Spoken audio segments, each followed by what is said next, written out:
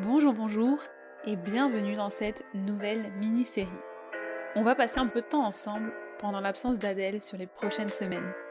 Je vais vous partager mon expérience de couple multiculturel. Mais avant d'aller plus loin, laissez-moi vous en dire un petit peu plus sur qui je suis. Je m'appelle Astrid, je suis française et canadienne.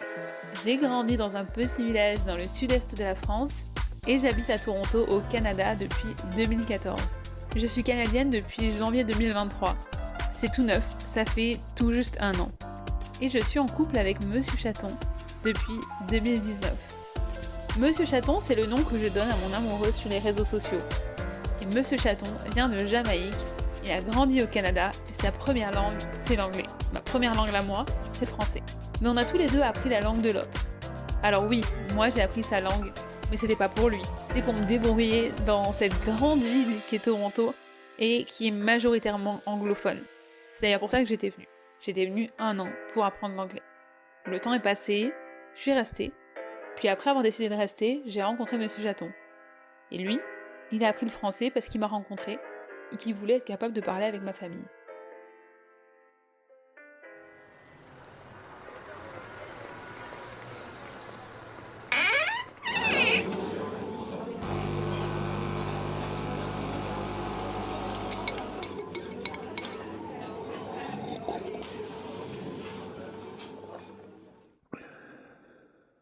Bonjour et bienvenue dans ce dernier épisode. Vous y croyez-vous déjà qu'on est arrivé à la fin? C'est déjà le 6e et dernier épisode et on va parler de la culture du couple. Parce que j'avais envie de terminer cette série avec ce que ça veut dire pour moi d'être un couple multiculturel. J'ai l'opportunité de partager ma culture avec ma personne préférée et je découvre une autre culture à travers lui. Je dis une culture, mais j'ai aussi découvert la culture canadienne grâce à lui. J'avais déjà quand même découvert pas mal en étant toute seule, mais ça a débloqué un nouveau niveau en étant avec lui, parce que j'ai pu me retrouver au centre de la vie canadienne avec lui et ses copains. Et c'est toujours d'ailleurs très drôle quand on a des débats sur les différences culturelles ou sur ce qui est normal pour eux, ce qui n'est pas pour moi. Quand je leur dis mais non, ça se fait pas ailleurs, ou genre un truc qui est drôle aussi, même si je me sens hyper seule des fois, c'est que au niveau des musiques, ils vont passer des musiques et ils vont voir ma tête et ils vont voir que je les connais pas. Alors, bon, faut aussi prendre en compte que je suis pas une experte au niveau musique, mais ils vont me regarder et me dire ça a pas traversé l'Atlantique ça. Je dis non, non, c'était juste pour vous, probablement aux États-Unis, mais ça a pas traversé jusqu'à la France. Peut-être que ça a pas traversé jusqu'à l'Ardèche aussi, hein, pour être complètement honnête, parce que voilà, j'ai pas grandi dans la partie la plus tendance de la France, mais en tout cas, c'est un des moments où je me rends compte que on n'a pas grandi au même endroit et qu'on n'a pas du tout les mêmes références culturelles. Mais des fois, à l'inverse, ils se rendent compte que y a des choses qu'ils pensaient pas si connues ou si célèbres qui sont arrivées jusqu'à nous en France, donc, vous voyez, une vie pleine de surprises. Et pour reprendre mon fil de pensée, ce que je voulais vous dire, c'est qu'en fait, on s'enrichit mutuellement de cette autre façon de penser, de ces autres perspectives, de cette autre vision de la vie, parce qu'en fait, on vit, j'ai envie de dire la même vie dans le sens où on a les mêmes besoins primaires, hein, manger, boire, dormir, et pourtant il y a plein de choses qu'on fait différemment, et plein de choses qui semblent basiques, donc lui comme moi, on pense qu'il n'y a qu'une façon de le faire, et quand on voit l'autre personne le faire, on se dit « Ah oui, en fait, ma façon de faire n'est pas mauvaise, c'est juste que c'est pas la seule. » Et c'est vraiment un message que j'essaye de faire passer, c'est qu'en fait, notre normal n'est pas le normal des autres, mais c'est pas parce que c'est différent que c'est faux, que c'est mauvais. Ça, c'est vraiment un message qui est fort, selon moi, parce que ça va aussi, et ça j'en parle dans mes ateliers, parce que j'anime aussi des ateliers pour aider les nouveaux arrivants. Enfin, pas que les nouveaux arrivants d'ailleurs, c'est pour vous aider en fait à développer votre réseau pour atteindre vos objectifs professionnels. Et il y a quelque chose que j'explique, c'est que on a tous un niveau de normal qui est différent, suivant entre ce qui est d'une part notre éducation, notre culture, tout ça, mais aussi d'une autre part avec tout ce qui est entre guillemets facile pour nous ou acquis. Comme moi par exemple, j'ai mis très longtemps à comprendre que d'avoir de la facilité à créer du lien et de la facilité à parler aux gens, c'était pas donné à tout le monde. Ça, je savais pas en fait, parce que moi c'était mon normal. Et c'est après avoir fait des sessions avec une coach qu'elle m'a dit mais tu sais que c'est quand même une super qualité à avoir. Et ouais, ok, donc tu peux le mettre en avant, puisque c'est quelque chose qui te différencie des autres.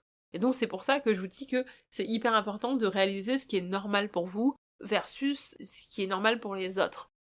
J'espère que je vous ai pas perdu. S'il vous plaît, restez, c'est le dernier épisode. Promis, après je vous laisse tranquille. Mais je trouve qu'avoir ces autres perspectives, ça nous permet en fait de remettre en question aussi ce qu'on a l'habitude de faire, ce qu'on fait par automatisme, comment on pourrait mieux le faire, comment on pourrait le faire différemment, comment on pourrait l'améliorer. Et puis aussi se poser la question à soi-même, c'est est-ce que cette façon de faire que j'ai toujours connue est la meilleure façon de faire qui me correspond? Parce que peut-être qu'en fait, en découvrant d'autres façons de faire, vous vous rendez compte que quelque chose qui est nouveau, quelque chose qui n'est pas, qui ne fait pas partie de votre culture, fonctionne peut-être mieux avec vous. Et là, je pense que ça va résonner avec pas mal de gens qui vivent à l'étranger, parce que c'est ce qui nous arrive aussi quand on part vivre à l'étranger. On se rend compte qu'il y a des choses dans notre nouveau pays, ou dans nos nouveaux pays, pour ceux qui ont déménagé plusieurs fois, mais qui nous plaisent mieux, qui nous correspondent mieux, qui sont plus alignés avec qui on est, ce qu'on veut être, et nos valeurs. Et donc là, c'est la même chose en fait. Dans une relation, il y a des choses qu'on prend d'un côté, qu'on prend de l'autre, et c'est exactement ce qu'on fait en fait. On n'a pas choisi l'une ou l'autre culture, ou l'autre, parce qu'il y en a trois. L'une, l'autre. On a fait un mélange en fait de ces trois cultures. Et c'est vrai que l'autre jour on nous a demandé comment on arrive à bien allier toutes ces cultures sans qu'il y en ait une qui en souffre. Et on s'est retrouvé un petit peu bête, parce qu'on n'a pas eu besoin de forcer une culture, et comme il l'a dit, on va pas forcer une des cultures sur l'autre personne. Ça s'est fait assez naturellement, parce que je pense qu'on avait fait ce travail en fait d'ouverture d'esprit, et vraiment d'accueillir à bras ouverts l'autre culture, parce que c'était quelque chose qui nous plaisait aussi dans le fait d'être ensemble, c'était nos différences. Et de cette manière-là, je trouve que on a quand même réussi à faire quelque chose qui est assez, j'ai envie de dire exceptionnel, mais je pense que c'est exceptionnel pour moi parce que c'est moi qui le vis, mais c'est qu'on a réussi à créer notre propre culture, en fait, un mélange de ces trois cultures, et on a créé nos propres habitudes en prenant, en fait, ce qui nous inspirait le plus dans chacune des cultures. Et d'ailleurs, on a certains mots, quand on discute, qu'on n'utilise qu'en français. Par exemple, câlin, bisou, bonne nuit. Il y a plein de choses qu'on utilise seulement en français. Et même si la phrase est en anglais, on va l'utiliser en français parce que c'est des mots qui sont plus importants. En fait, non, je veux pas dire important parce que je peux pas vous expliquer, parce que c'est juste que ces mots-là nous ont plus marqué en français. Moi, je suis contente parce que ça me permet de rester proche de ma culture, ouais, tout ça, mais c'est vrai que quand on y pense, il y a beaucoup de mots en fait qu'on utilise maintenant en français, quoi qu'il arrive, et peu importe la langue dans laquelle on parle. Et d'ailleurs, si je voulais aller un peu plus loin, et je pense que c'est juste parce que en ce moment je regarde une série sur l'espionnage que je vais vous dire ça, mais je pense que si jamais ces mots-là, ils les utilisaient en anglais, je prendrais comme un signe, un code que quelque chose cloche et qu'il faut que je vienne à son secours, qu'il a été repéré par... Enfin, je sais pas. Je regarde une série vraiment The Fly Attendant, si jamais vous voulez regarder. Et c'est exactement le genre de code en fait qui nous permettrait de savoir qu'il y a quelque chose qui cloche et que il faut qu'on ramène nos fesses pour aider l'autre personne.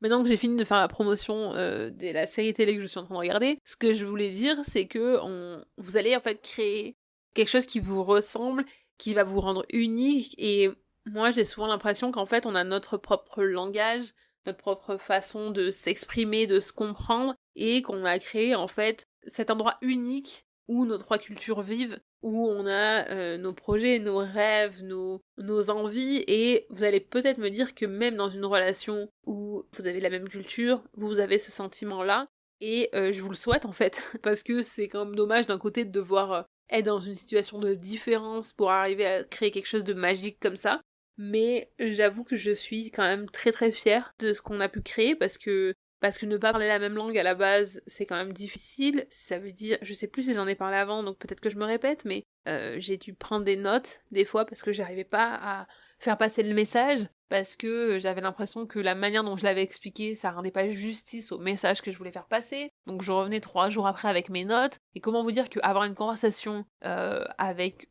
quelqu'un que vous essayez d'impressionner, de séduire, mais avec vos notes sur le côté que vous essayez de voir de temps en temps, tout en n'étant pas collé à votre téléphone parce que, évidemment, vous voulez être dans le présent et avoir cette conversation-là, autant vous dire que c'est pas simple. Enfin, vraiment, je suis contente d'avoir dépassé cette étape-là, mais c'est incroyablement difficile parce que vous vous retrouvez en fait déstabilisé. Enfin voilà, je pourrais vous en parler pendant des heures, mais les règles qu'Adèle m'a données, c'était de faire des petits épisodes. Alors je vais pas continuer à parler pendant des heures.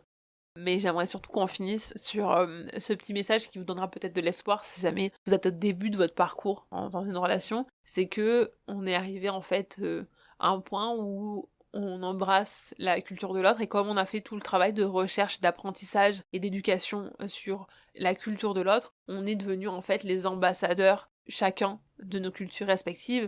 On est devenu chacun en fait l'ambassadeur de la culture de l'autre et on va faire la promotion de l'autre, on va toujours mettre en avant. Si quelqu'un parle de la Jamaïque, je sais en fait, je sais pas tout évidemment, hein, je vais pas prétendre que je sais tout, mais je vais être capable de parler de la culture, je connais les dates clés importantes de l'histoire, je connais l'histoire du passé et en fait tout ça, ça va me permettre voilà d'aider à promouvoir lui aussi par rapport à la France. Il va connaître, puis le fait qu'on aille en France aussi toutes les années, il s'approprie de plus en plus la culture, donc voilà. Voilà, je crois qu'on arrive à la fin de cette série. Ça m'a vraiment fait plaisir de pouvoir parler de ce sujet-là. Je remercie 1000 fois Adèle et son équipe pour leur travail, pour m'avoir permis de pouvoir m'exprimer sur un sujet qui me tient à cœur, pour m'avoir permis, je l'espère, de pouvoir rassurer certaines personnes qui se posent des questions, de pouvoir aussi être la représentation que j'aurais aimé avoir quand j'ai commencé ma relation.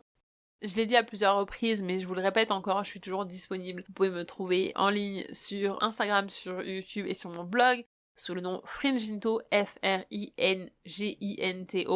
Je vous remercie de m'avoir fait confiance et de vous être embarqué avec moi dans cette aventure de 6 épisodes. Si jamais il y a des sujets que vous auriez aimé que j'approfondisse un peu plus, ou si vous avez des questions, n'hésitez pas à me les envoyer. Je vous rappelle que vous pouvez vous abonner au podcast Frenchy autour du monde pour ne pas louper les prochains épisodes. Je vous souhaite une excellente journée, une excellente soirée, une excellente nuit et je vous dis à bientôt sur les réseaux.